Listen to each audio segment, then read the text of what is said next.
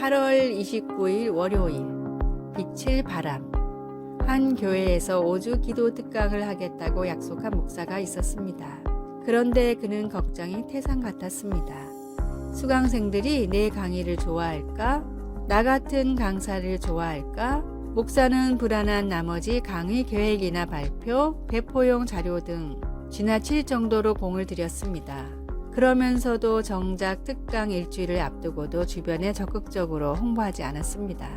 그러나 기도 중에 그 강의가 하나님을 빛나게 하는 하나의 섬김이라는 것을 깨달았습니다. 성령께서 강의를 사용해 사람들을 하나님 아버지께로 향하게 할 것이기에 공개 강연에 대한 불안감을 없앨 수 있었습니다. 산상수훈에서 예수님은 제자들에게 이렇게 가르치셨습니다. 너희는 세상의 빛이라. 산 위에 있는 동네가 숨겨지지 못할 것이요. 사람이 등불을 켜서 말 아래에 두지 아니하고 등경 위에 두나니 이러므로 집안 모든 사람에게 비추느니라.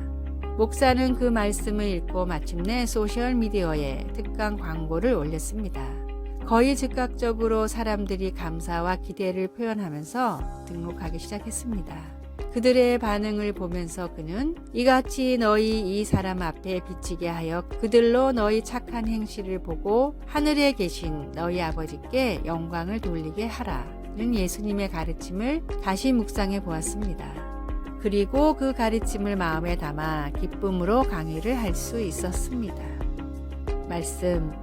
이같이 너희 빛이 사람 앞에 비치게 하여 그들로 너희 착한 행실을 보고 하늘에 계신 너희 아버지께 영광을 돌리게 하라. 마태복음 5장 16절. 찬송 331장 영광을 받으신 만유의 주여. 기도. 예수님, 하나님께서 제게 주신 빛을 비추도록 능력 주셔서 사람들이 주님을 보고 주님께 영광을 돌리게 하소서. 예수님의 이름으로 기도드립니다. 아멘.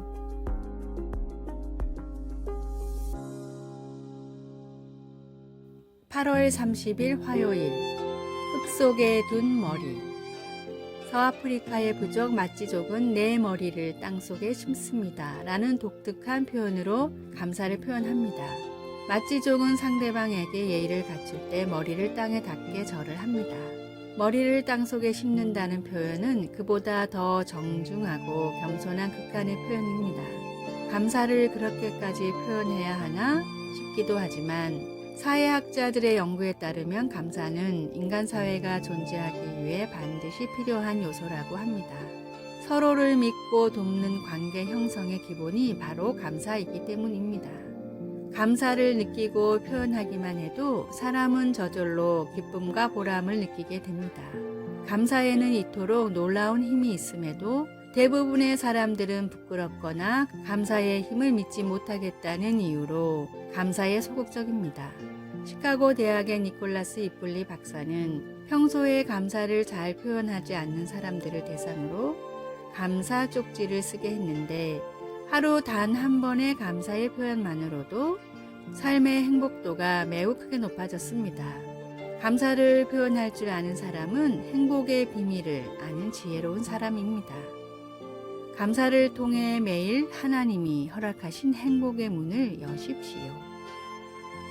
오늘의 말씀. 그 안에 뿌리를 박으며 세움을 입어 교훈을 받은 대로 믿음에 굳게 서서 감사함을 넘치게 하라. 골로새서 2장 7절. 오늘의 찬송 429장 세상 모든 풍파 너를 흔들어. 오늘의 만나. 크고 작은 감사를 느끼며 표현하는 지혜로운 사람이 되게 하소서. 오늘 주님과 이웃이 내게 베풀어준 감사한 일을 생각하고 표현합시다.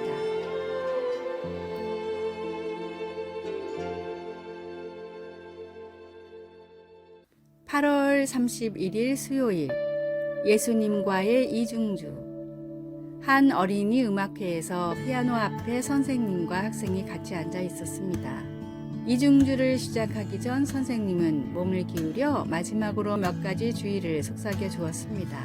피아노에서 흘러나오는 음악을 들으니 학생은 쉬운 멜로디를 연주하고 선생님의 반주가 노래의 깊이와 풍부함을 더해주는 것을 알았습니다. 곡이 거의 끝날 즈음 선생님은 잘했다는 표시로 고개를 끄덕여 주었습니다. 예수님 안에서의 우리의 삶은 독주보다는 이중주에 더 가깝습니다.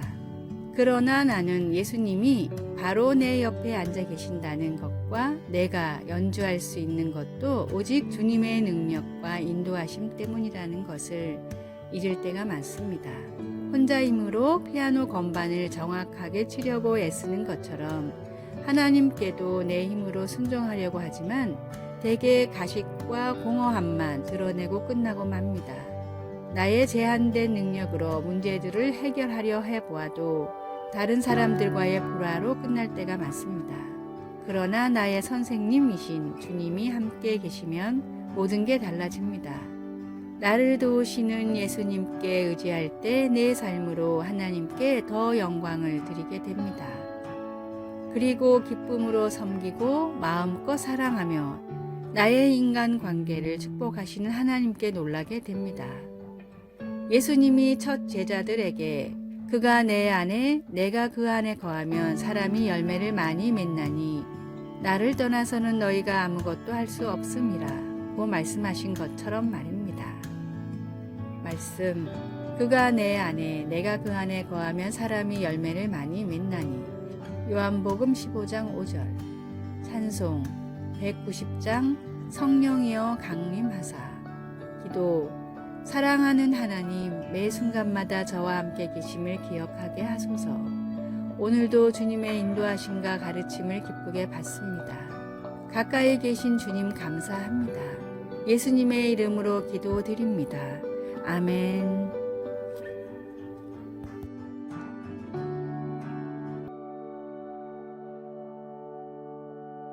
9월 1일 목요일, 오렌지를 따는 일. 미국 캘리포니아주 남동쪽의 리버사이드 카운티라는 작은 도시의 중심에는 시청과 큰 공원이 있는데 그 공원에는 도시에서 가장 존경하는 세 사람의 동상이 있습니다. 첫 번째 동상은 흑인들의 인권을 위해 평생을 바쳤던 마틴 루터킹 목사님의 동상과 나에게는 꿈이 있습니다 라는 글귀가 적혀 있습니다. 두 번째 동상은 인도 독립의 영웅 간디입니다. 간디는 미국인은 아니지만 그의 생애가 영화와 책으로 미국에 많이 알려져 많은 사람들이 간디를 존경합니다. 세 번째 동상은 도산 안창호 선생입니다. 마틴 루터킹과 간디와는 달리 안창호 선생이 한 일은 그저 리버사이드 카운티의 오렌지 농장에서 일을 한 것뿐입니다. 그는 오렌지 농장에서 오렌지를 딸 때 가위질을 함부로 하여 다른 오렌지에 상처를 입혀 썩지 않게 하도록 늘 강조하고 그것이 농장에서 계속 일하며 돈을 벌어 독립운동 자금을 댈 수 있기에 정성스럽게 일을 하는 것이 곧 애국의 길이라 하였습니다. 처음에는 도산을 이해하지 못했던 한인 교포들이었지만 꾸준히 일을 마다하지 않고 솔선수범하는 도산에게 차츰 마음의 문을 열기 시작했습니다. 안창호 선생이 오고 리버사이드 카운티의 모든 한국인들의 말과 행동이 바뀌었기에 그 지도력을 인정해 지역의 유지인 오렌지 농장의 주인이 적극 추천하여 안창호 선생의 동상을 세우게 되었던 것입니다. 안창호 선생이 희망으로 사람들을 세웠듯이 목수의 아들로 가장 낮은 곳에 임하셨던 예수님도 세상의 소망이 되셨습니다. 귀한 보혈로 나에게 심겨진 예수님의 희망으로 새롭게 변화하고 또 변화하십시오. 오늘의 말씀, 너희는 세상의 소금이니 소금이 만일 그 맛을 잃으면 무엇으로 짜게 하리요. 후에는 아무 쓸데없어 다만 밖에 버려져 사람에게 밟힐 뿐이니라. 마태복음 5장 13절. 오늘의 찬송 546장 주님 약속하신 말씀 위에서. 오늘의 만나 세파에 빠져 흘러가지 않고 말씀 위에 서는 믿음을 가지고 세상을 비추고 희망을 주는 참된 그리스도인이 됩시다.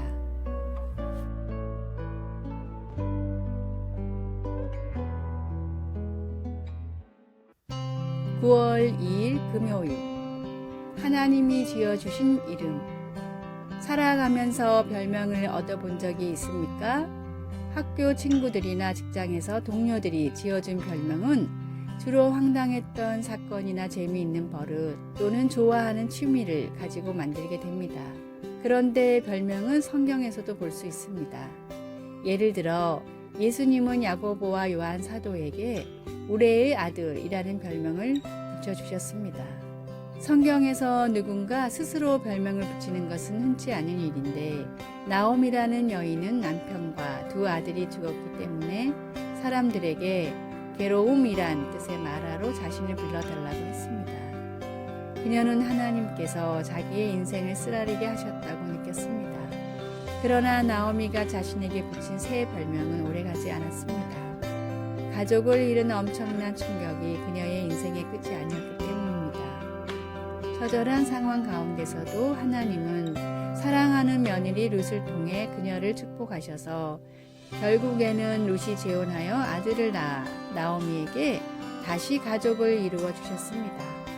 우리는 과거에 경험한 어려움이나 저지른 실수 때문에 스스로를 실패자, 사랑받지 못할 자와 같은 쓰라린 별명을 붙이고 싶은 마음이 들 때도 있겠지만 그런 별명들이 우리 삶의 끝은 아닙니다. 우리는 그런 꼬리표들을 하나님께서 우리 각자에게 붙여주신 사랑한 자라는 이름으로 바꾸고 아무리 힘들 때라도 하나님의 공급하시는 손길을 찾아야 합니다. 말씀 나오미가 그들에게 이르되 나를 나오미라 부르지 말고 나를 마라라 부르라.